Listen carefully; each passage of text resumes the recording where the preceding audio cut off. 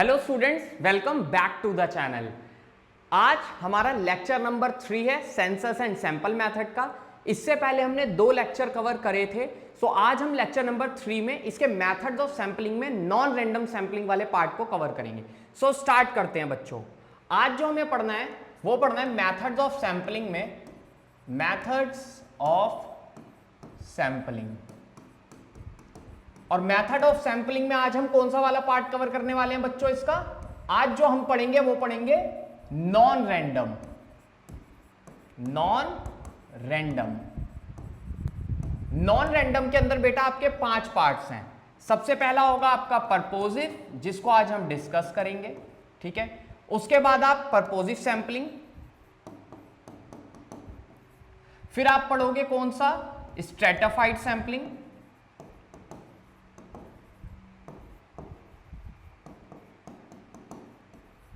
ठीक है। फिर आप पढ़ोगे सिस्टमैटिक सैंपलिंग। इसी के साथ हम डिस्कस करेंगे इसका एक और पार्ट, 2 पार्ट और, एक क्योटा सैंपलिंग और कन्वीनियंस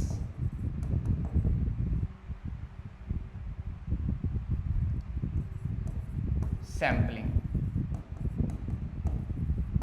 1 बाय 1 इन पांचों को आज हम डिस्कस करेंगे। आपकी बुक के अंदर ये पांचों मेथड दिए गए हैं, किसके अंदर? नॉन रैंडम सैंपलिंग के अंदर। तो इनको स्टार्ट करते हैं। सबसे पहले परपोजिव सैंपलिंग को हम समझते हैं, बहुत ही इजी मेथड से इनको समझेंगे। चलिए देखिए बच्चों, परपोजिव सैंपलिंग। अब आपके लिए परपोजिव सैंपलिंग क्या होता है? यहां पर मैंने नॉन रैंडम सैंपलिंग की डेफिनेशन लिख दी आपके लिए कि नॉन रैंडम सैंपलिंग जो होता है उसमें वो मेथड्स आते हैं सैंपलिंग के जिसमें सभी यूनिट्स को पॉपुलेशन का चांस नहीं मिलता बराबर का सेलेक्ट होने का, ठीक है। तो ये आपकी नॉन रैंडम सैंपलिंग की डेफिनेशन है। उसी में आ जाता है परपोजिव और डेलिब्रेट। देखो, डेलिब्रेट का मतलब होता है जानबूझकर, ठीक है ना, जानबूझकर, ठीक है। जानबूझकर आप वो सैंपल लेते हो जो आपके पर्पस ऑफ स्टडी को सूट करते हैं। लेट्स से मैं एग्जांपल ले लेता हूं कि अगर मुझे ये जानना है कि इंडिया के अंदर आयरन और स्टील इंडस्ट्री, मुझे अगर इंडिया में आयरन और स्टील इंडस्ट्री के बारे में जानकारी चाहिए तो जाहिर सी बात है कि मैं अगर टाटा टिस्को को चूज कर रहा हूं, किसको बच्चों? टिस्को को, ठीक है। तो मैं यहां पर जो सैंपल ले रहा हूं वो कैसे ले रहा हूं? अपने पर्पस के हिसाब से। तो परपोजिव सैंपलिंग में जो आप सैंपल लेते हो वो उस हिसाब से लेते हो जो आपके पर्पस को सूट करता है। जैसे मैं जानना चाहता हूं इंडिया में आयरन स्टील इंडस्ट्री के बारे में, तो मैंने क्या लिया भैया? टिस्को को, मैंने टिस्को को चुना है। तो ये मेरे पर्पस को क्या कर रहा है? सूट कर रहा है। तो परपोजिव सैंपलिंग की सिंपल सी डेफिनेशन है, परपोजिव सैंपलिंग वो मेथड होता है जिसमें इन्वेस्टिगेटर चॉइस करता है सैंपल की। मैं इन्वेस्टिगेटर हूं तो मैं भाई चुनूंगा सैंपल को, और कौन से सैंपल को चुनूंगा? जो मेरे पर्पस ऑफ स्टडी को क्या करेगा? सूट करेगा, ठीक है। और मैं ऐसा सैंपल चुनूंगा जो कि भाई पूरी पॉपुलेशन को, ठीक है, बहुत अच्छे से क्या कर पाए? रिप्रेजेंट कर पाए, जो कि बेस्ट रिप्रेजेंटेटिव होगा किसका? यूनिवर्स का। अब इसके बच्चों अगर मैं मेरिट्स की बात करूं तो इसके कुछ मेरिट्स भी हैं। सबसे पहला, ये मेथड बहुत फ्लेक्सिबल है, ठीक है। इसमें आप क्या कर सकते हो? कुछ आइटम्स को चेंज, अगर आपको लग रहा है कि नहीं भाई ये वाला आइटम अच्छा नहीं है तो फिर आप क्या कर सकते हो? चेंज कर सकते हो। अब जैसे मैं हूं, अगर मैं चाहूं तो टिस्को के अलावा भी मैं किसी इंडस्ट्री के बारे में स्टडी कर सकता हूं, अगर मैं चाहूं तो, ठीक है ना। तो यहां पर वही है, ये मेथड बहुत फ्लेक्सिबल है। फ्लेक्सिबल मतलब चेंज कर सकते हो आप, कुछ आइटम्स को इसमें इंक्लूजन कर सकते हो, ठीक है, जो कि बहुत ही इंपॉर्टेंट, स्पेशल सिग्निफिकेंस का मतलब क्या हो गया? जो बहुत ही इंपॉर्टेंट है। अगला अगर देखा जाए सिलेक्शन ऑफ आइटम, ठीक है, deliberately turn to the purpose of study. आप उन्हीं आइटम्स को सेलेक्ट करते हो जो कि आपके पर्पस ऑफ स्टडी को सूट करते हैं, तो ये भी इसका एक मेरिट है। ये बहुत ही सिंपल टेक्निक है इसमें सैंपल आइटम को सेलेक्ट करने के लिए, तो ये इसके कुछ मेरिट्स हैं। आप इसका चाहो तो एसएस ले लो, ठीक है। चलिए आगे चलते हैं। अगर मैं बात करूं इसके डीमेरिट्स की, तो हां इसके कुछ डीमेरिट्स भी हैं। सबसे पहले क्या है कि भाई आप पर्सनल बायसनेस कर देते हो सिलेक्शन में, आपने क्या करा है? Personal biasness. इसका डीमेरिट है पॉसिबिलिटी है पर्सनल बायसनेस की, कि जब आप सेलेक्ट कर रहे हो किसको, आइटम्स को। अच्छा, अगर देखो पर्सनल बायसनेस आप कर रहे हो तो जाहिर सी बात है कि जो रिजल्ट हैं वो भी कैसे होंगे, बहुत डाउटफुल होंगे, क्योंकि आपने क्या करा, आपने वही आइटम्स को लिया है, उन्हीं को चुना है जो कि आपको बेस्ट लग रहे थे। हो सकता है कि आपने उनको छोड़ दिया हो जो और ज्यादा अच्छे हो, तो इसमें बायसनेस तो आपने करी है, आपने उन लोगों को छोड़ दिया जो आपकी नजर में आपको अच्छे नहीं लग रहे थे, लेकिन ऐसा हो सकता है कि वो बेस्ट हो। तो अगर आप ऐसी बायसनेस कर रहे हो और रिजल्ट बाद में जो आ रहा है वो भी कैसा हो सकता है, वो रिजल्ट भी बायस्ड हो सकता है। ठीक है, चलो अच्छा, अगला अगर देखा जाए तो यहां पे है स्ट्रेटाफाइड और मिक्स्ड सैंपलिंग। देखो स्ट्रेटाफाइड और मिक्स्ड सैंपलिंग बहुत इजी है। स्ट्रेटा का मतलब क्या होता है, ग्रुप्स। ठीक है, आप यहां पर क्या बनाते हो, आप ग्रुप बना देते हो। ठीक है, आपने ग्रुप्स बना दिए, जैसे मान लो कि मेरे को स्टडी करनी है क्लास के अंदर, और क्लास के अंदर 100 बच्चे हैं, तो मैंने इसमें ग्रुप बना दिया, बॉयज का अलग और गर्ल्स का अलग, तो मैंने यहां पे ग्रुप बना दिया। अब जब मैं इसका ग्रुप बना रहा हूं, तो ग्रुप बनाने के बाद मैं क्या कर रहा हूं, जैसे मान लो बॉयज अलग हो गए, गर्ल्स अलग हो गई।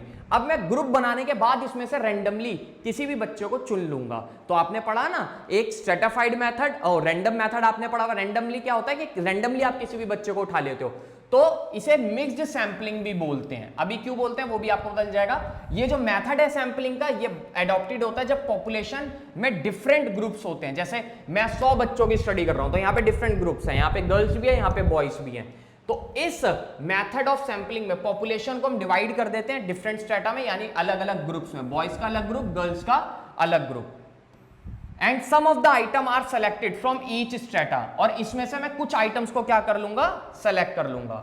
बच्चों यहां पर बोला गया है कि this is also called the mixed technique of sampling. इसको हम क्या बोलते हैं बच्चों, मिक्स्ड टेक्निक ऑफ सैंपलिंग भी बोल देते हैं। क्यों बोलते हैं हम इसको मिक्स्ड टेक्निक ऑफ सैंपलिंग, क्योंकि भैया ये मिक्सचर है।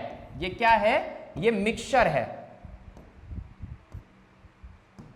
ठीक है, ये मिक्सचर है, मिक्सचर ऑफ बोथ। किसका मिक्सचर है बेटा, ये जाहिर सी बात है इसमें आपको एक तो रैंडम सैंपलिंग देखने को मिल रही है। ठीक है, ये मिक्सचर है किसका, परपोजिव का और रैंडम का। आपने क्या करा, अपने पर्पस के हिसाब से अलग अलग ग्रुप्स में बांट दिया और उसके बाद रैंडमली उसमें से किसी को भी चुन लिया। ठीक है, तो ये आपका हो जाता है स्ट्रेटाफाइड और मिक्स्ड सैंपलिंग।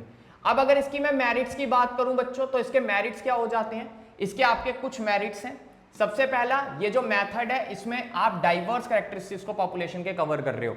आप बॉयज को भी ले रहे हो, आप गर्ल्स को भी ले रहे हो, दोनों डाइवर्स डिफरेंट कैरेक्टरिस्टिक्स को आप पॉपुलेशन के कवर कर रहे हो। On the basis of diverse characteristic of population comparative analysis become possible. अब देखो अगर आपने ग्रुप्स को डिवाइड कर दिया, गर्ल्स का अलग बॉयज का अलग, तो यहां पर आप कंपैरिजन भी कर पाओगे, आप ये जान पाओगे कि गर्ल्स ज्यादा हैं या बॉयज ज्यादा हैं। तो कंपैरेटिव एनालिसिस भी क्या है, डेटा का बहुत पॉसिबल हो जाता है। ये जो मेथड है सैंपलिंग का, इसमें आपको रिलायबल और मीनिंगफुल मतलब ऐसे रिजल्ट मिलते हैं जिस पर आप क्या कर सकते हो, ट्रस्ट कर सकते हो। तो सैंपलिंग का ये मेथड सबसे सही रहता है, इसमें आपको ट्रस्ट मतलब रिलायबल और as well as meaningful results भी मिलते हैं। अगर इसके डीमेरिट्स की बच्चों में बात करूं तो इसके डीमेरिट्स भी बहुत आसान है। ये जो मेथड है ये तब सुटेबल नहीं है जब आपको कंप्लीट नॉलेज ना हो। लेट्स से मान लो कि अगर मेरे को 100 बच्चों को डिवाइड करना है, वहां पर मैं बॉयज गर्ल्स में कर रहा था, अगर मेरे को कोई बोला जाए आप रूरल और अर्बन में डिवाइड कर दो, ठीक है, कि रूरल से कितने बच्चे आ रहे हैं, अर्बन से, अगर मुझे नॉलेज ही नहीं है कि रूरल से कितने बच्चे आ रहे हैं, अर्बन से कितने बच्चे आ रहे हैं, तो मैं डिवाइड ही नहीं कर पाऊंगा ना। तो ये मेथड तभी सुटेबल है जब आपको कंप्लीट नॉलेज होनी चाहिए, किसकी, डाइवर्स कैरेक्टरिस्टिक्स की। आपके पास जो डिफरेंट कैरेक्टरिस्टिक्स है पॉपुलेशन के, उनकी आपको अगर कंप्लीट नॉलेज है तभी आप इस मेथड को अप्लाई कर सकते हो। ठीक है, यहां पर पॉसिबिलिटी होती है किसकी, biasness at the time of classification of the item into different strata. हो सकता है कि भाई आप जो ग्रुप बनाओ उसमें आप बायसनेस कर दो, आप ऐसा ग्रुप बनाओ जो कि आपको लग रहा है कि नहीं भाई मेरे हिसाब से ना ये ग्रुप सबसे बेस्ट है। इसमें एग्जांपल ले लो कि मान लो कि भाई मैं रूरल और अर्बन में ग्रुप बना रहा हूं, तो मुझे पता है अगर मैं ऐसा ग्रुप बना रहा हूं जिसमें रूरल के बच्चे ज्यादा हैं, तो फिर मैंने इसमें क्या करी, बायसनेस ना। ग्रुप बनाते हुए इंसान बायसनेस कर सकता है। अब लेट्स से क्या एग्जांपल ले लो कि मैं रूरल अर्बन की जगह मैं ये भी ग्रुप बना दूं कि भाई वो बच्चे जो कि मेरे इस वाले एरिया में रहते हैं, ठीक है, और वो वाले बच्चे जो कि नन अदर देन इस एरिया के अंदर, जैसे मैंने दो एरिया डिवाइड कर दिए, मैंने बोल दिया लेट्स से एग्जांपल ले लो कि वो बच्चे जो एबीसी कॉलोनी में से आते हैं, ठीक है, उनका ग्रुप में अलग बना रहा हूं, और वो बच्चे जो XYZ कॉलोनी से आते हैं। तो मैं यहाँ पे क्या कर रहा हूं, मैं दो ग्रुप्स बना रहा हूं ना, लेकिन मैंने यहाँ पे बायसनेस भी तो कर सकता हूं। मैंने हो सकता है कि जानबूझ के एबीसी कॉलोनी बोला हो, क्योंकि मुझे पता है कि ग्रुप में सबसे ज्यादा बच्चे किसके हैं, एबीसी कॉलोनी के हैं। तो कई बार इसमें आप क्या कर देते हो, बायसनेस कर देते हो जब भी आप पॉपुलेशन को डिफरेंट स्ट्रेटा में बांट रहे होते हो। अच्छा, जब साइज ऑफ पॉपुलेशन का बहुत स्मॉल है, मान लो कि यहाँ पे पहले ही 2 या 4 बच्चे हैं, तो इनको क्या आप ग्रुप में बांटोगे, क्या फायदा इनको ग्रुप में बांटने का, फिर तो आपके लिए पॉसिबल ही नहीं है, क्योंकि पहले ही ये स्मॉलर पार्ट्स है, तो इसमें ग्रुप में नहीं बटेगा। अब आ जाते हैं बच्चों हम अपने सिस्टमैटिक सैंपलिंग में। देखो सिस्टमैटिक सैंपलिंग सबसे आसान है। सिस्टमैटिक सैंपलिंग में कुछ नहीं होता। सिस्टमैटिक सैंपलिंग में क्या है कि आप इसको नंबर्स के फॉर्म में, ठीक है, मतलब न्यूमेरिकली, ज्योग्राफिकली या अल्फाबेटिकली अरेंज कर देते हो। सबसे पहले आपने पॉपुलेशन को, आपके पास जो पॉपुलेशन है, आपने नंबर के फॉर्म में क्या करा, सबको नंबर्स की फॉर्म में अरेंज करा। उसके बाद उन्हीं में से नंबर्स को सेलेक्ट कर दिया, जैसे second number, fourth number, 6 number, 8 number. तो आप क्या कर रहे हो यहाँ पे, सिस्टमैटिकली आप सैंपलिंग कर रहे हो, या फिर हो सकता है ज्योग्राफिकली आप सैंपलिंग कर लो, ठीक है, कि जैसे मान लो कि भाई आपने बच्चों को, सभी बच्चों को, पॉपुलेशन को आपने लिया, अब आप उसमें ज्योग्राफिकली सैंपलिंग कर रहे हो कि जो भी बच्चे एबीसी कॉलोनी से आते हैं वो खड़े हो जाओ, जो भी बच्चे XYZ कॉलोनी से आते हो, तो यहाँ पे ज्योग्राफिकली एरिया के बेस पे अगर आप सैंपलिंग कर रहे हो। और उसी तरह अल्फाबेटिकली, मान लो कि भाई अगर आपको सैंपलिंग करनी है और आपने बच्चों को बोल दिया जितने भी ए नाम के बच्चे हैं वो बाहर आ जाओ, जितने भी सी नाम के बच्चे हैं वो बाहर आ जाओ। तो यहाँ पे आप सैंपलिंग कैसे कर रहे हो, सिस्टमैटिकली, या तो आपने नंबर्स की फॉर्म पे कर लिया, या एरिया ज्योग्राफिकली की फॉर्म पे कर लिया, एरिया के उस पे, या फिर आपने किसके बेस पे कर लिया, अल्फाबेटिकली, ठीक है ना। अच्छा, अब इसमें इसके भी कुछ मेरिट्स हैं।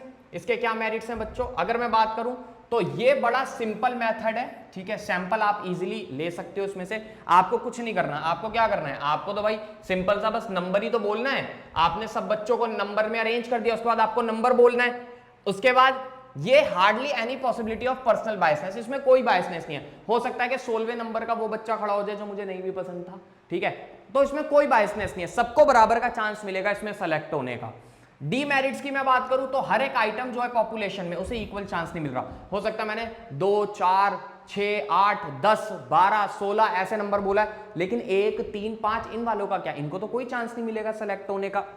मैंने सी नाम वालों को बुला लिया, लेकिन बी और डी नाम वालों का क्या, उनको भी कोई चांस नहीं मिल रहा सेलेक्ट होने का।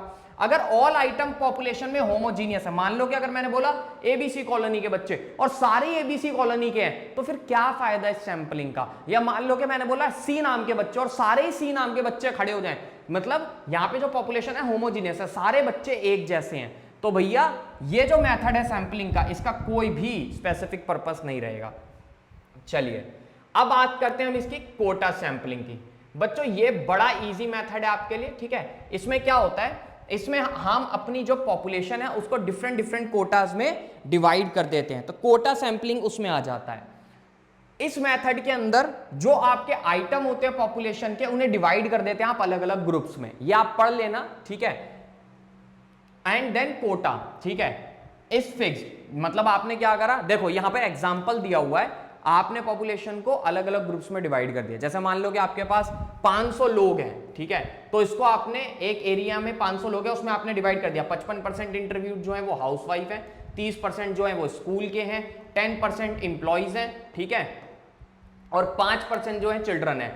फिर इस कोटाज में से इंटरव्यू क्या करेगा भैया, लोगों का इंटरव्यू लेने के लिए चुन सकता है। तो यहां पर क्या है, कोटा में सिंपल सी चीज है कि इसमें पहले लोगों का आपने क्या बना लिया, आपने लोगों का ग्रुप बना लिया, और अब इसके अंदर से आप लोगों को आसानी से चुन सकते हो अपनी कन्वीनियंस के हिसाब से, जो आपको आसान लग रहा है उसके हिसाब से आप क्या करोगे, चुन लोगे। तो बस वही आपकी क्या हो जाती है, कोटा सैंपलिंग हो जाती है। तो कोटा सैंपलिंग कुछ भी नहीं है,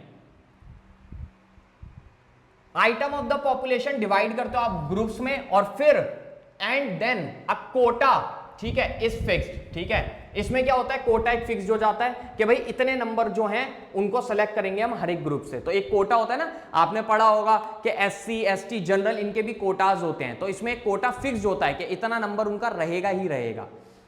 but within the given quota selection of sample unit depend upon the personal judgement. अब इस कोटा में से क्या होता है भैया, जो इन्वेस्टिगेटर है वो अपने हिसाब से सेलेक्ट करेगा किसको, सैंपल को। तो ये चीजें आप इसको पढ़ लेना, आप चाहे तो इसका एसेस ले लो।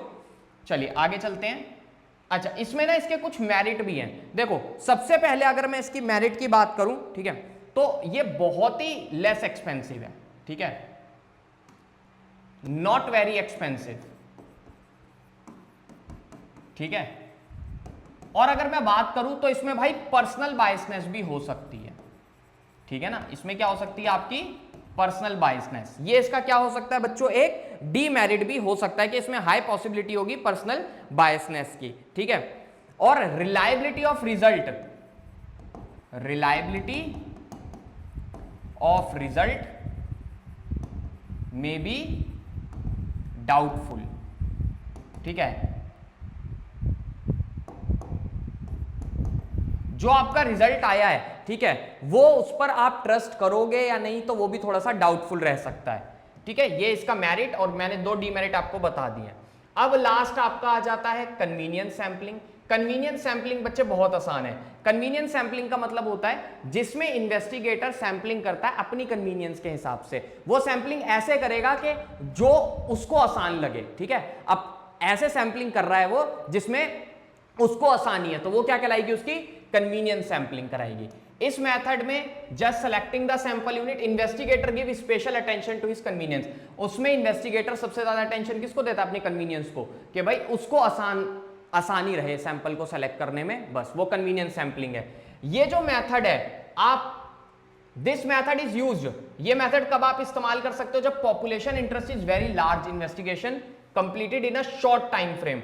अगर आपको एक बहुत ही शॉर्ट टाइम फ्रेम में इन्वेस्टिगेशन को कंप्लीट करना है, तो फिर भैया इन्वेस्टिगेटर अपने हिसाब से सैंपलिंग करता है, ऐसे सैंपलिंग करता है जो उसके लिए आसान रहती है, जिसमें उसको आसानी होती है। फॉर एग्जाम्पल मान लो कि भैया एवरेज हाइट निकालनी थी इंडियन की, तो जो इन्वेस्टिगेटर था वो दिल्ली में ही रहता था, उसने क्या करा भैया, can take a convenience sample from Delhi state और एस्टिमेट कर दी उसने average height of the Indian.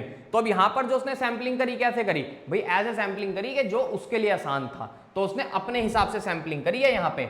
अब इसकी अगर मैं मेरिट्स की बात करूं तो ये बहुत सिंपल मेथड है, ठीक है, ये बहुत ही लीस्ट एक्सपेंसिव मेथड है। और डीमेरिट्स, इसमें पर्सनल बायसनेस हो सकती है, ये डाउटफुल कंक्लूजन है, ठीक है, क्योंकि इसमें उसने अपने हिसाब से सैंपलिंग करी है, ठीक है, जो उसके लिए आसान था, और इस पे भैया मैं ट्रस्ट नहीं कर सकता, दैट इज नॉट ट्रस्टवर्दी। आज का टॉपिक यहीं तक था। लेक्चर नंबर 4 में चैप्टर ओवर हो जाएगा, फिर मैं आपका ऑर्गेनाइजेशन ऑफ डेटा वाला चैप्टर कवर कराना स्टार्ट कर दूंगा। जल्द से जल्द मैं आपका सिलेबस पूरा अच्छे से डिटेल में कराने की कोशिश करूंगा। वीडियो आपको अच्छा लगा होगा, आपको समझ भी आया होगा, अगर नहीं समझ आया तो आप कमेंट करना, अगर कोई भी डाउट होता है तो मैं उसको अलग से आपको बता दूंगा। चैनल को शेयर कर दो अपने फ्रेंड्स के साथ, वीडियो को लाइक करो और सब्सक्राइब भी कर देना, क्योंकि आगे आने वाली जो वीडियोस है ना, उसमें मैं आपको पूरा डिटेल में हर एक चैप्टर पढ़ाने वाला हूं। मिलता हूं आपसे नेक्स्ट वीडियो में, अच्छे से पढ़ाई करते रहो। बाय बाय बच्चों।